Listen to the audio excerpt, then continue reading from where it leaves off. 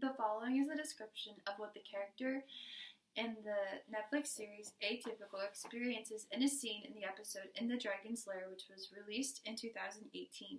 Imagine you're at your very first sleepover ever. You're so excited to be there, but all you can seem to think about is how every single detail in this house is not how it should be. It's not like your house. There's a heater blasting air at you. There's the unrelenting ticking of a toy in the window, the whizzing of a vaporizer on the stand, the continuous chatter of characters emanating from your snoring friend's laptop. Needless to say, all this sensory input is way too much. It's coming at you from every single angle.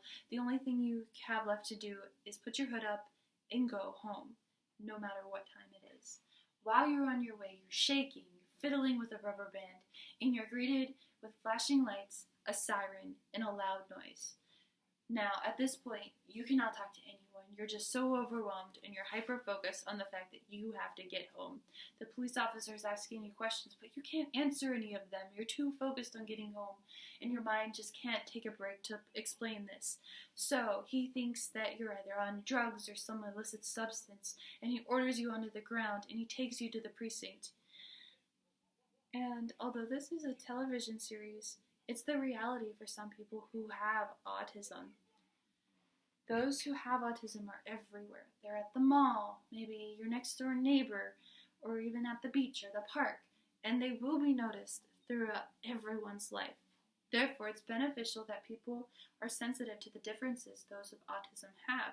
This may end up saving someone's life. As a future healthcare professional, it's incredibly important that we advocate for everyone, especially those who cannot stand up for themselves. Interpretations of those who have autism are neither accurate nor discussed enough. This may be detrimental to the way people with autism interact through their daily lives. In order to combat this issue, I propose that there should be a law that mandates that all police officers have some form of training about autism, and also those who have autism have some form of training on what to expect of a police officer and what's expected of them when interacting with one. Those issues all stem from the same problem: police ignorance. According to Silverman's 2017 New York Times article, The Police Need to Understand Autism, numerous situations have occurred in which someone with autism found themselves alone with a police officer, and it just ended really badly. So he had said that in 2017, there was a teenager who was left alone in a park for a few minutes and was confronted by a police officer who thought he was on drugs. He wrestled him to the ground, and he ended up hurting him in the process. Another situation was described by Coe in her 2017 Miami Herald newspaper article, New Law Requiring Autism Training for Police Officers to Take Effect. In 2016, a man who was living in a group home had wandered out of the facility with a toy truck. Some bystander thought this truck was a gun, so he called the police.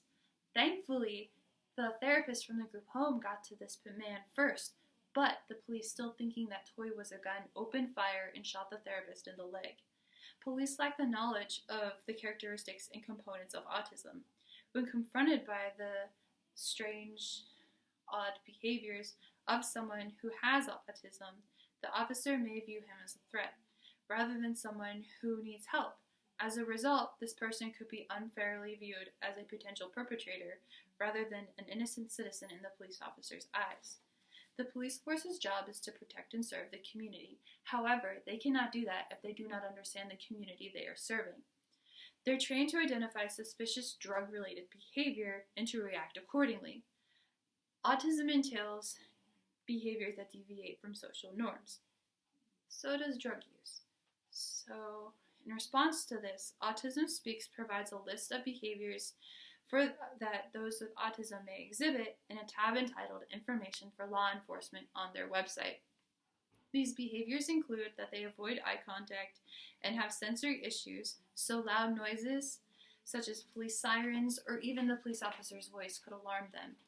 Other behaviors include wandering, not responding to their name, and repetitive actions.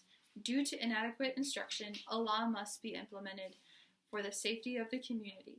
Every police officer in the country should be order to have some form of autism training, in addition to those who have autism, should have some kind of training on what to expect from police officers.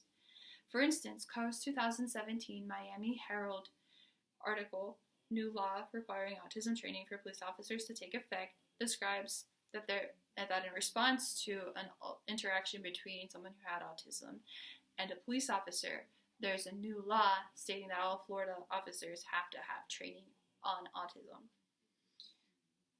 Some resources are easily available, they're just not disseminated nationwide. In April of 2019, the CBS news station released a story entitled Aspinwall Officer Helping Teach Police Across Country How to Deal with Someone with Autism, where this police officer explained how he had made an informational video for all other police officers about what autism entails. This law that I am supporting and recommending would also provide sessions for those with autism on what to expect from the police officers. So this man from the CBS article, he also recommended that those with autism could volunteer to have it noted on their license that they have autism, or on a sticker on their car, just to let the officer know that someone either in the car or like the driver may have autism, and prepare them for what that may entail. In 2019, the Philadelphia Inquirer released an article, People with Autism Face Special Risks Dealing with Police, the Virtual Reality Program Could Help, by Giordano, that states that an organization in Philadelphia has been using virtual reality to try to help those with autism understand what may happen if a police officer approaches them, with the lights and the whole shebang. A similar yet cheaper method could be that the police could invite those who have autism down to the precinct, where they could see the lights in person and interact face-to-face with the officers. So then that's not only beneficial for the people who have autism, but it's also beneficial to the officers to see how someone with autism may react and interact with them. These training sessions can provide a safer, more inclusive community for every member in it.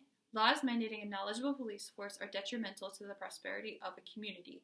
As of yet, it doesn't appear as though everyone in a higher level position knows how to properly interact with those who have autism. Hopefully one day, while that sensory overload is happening to that boy walking home, the police officer who approaches him knows how to engage with him in a more supportive way. Thank you.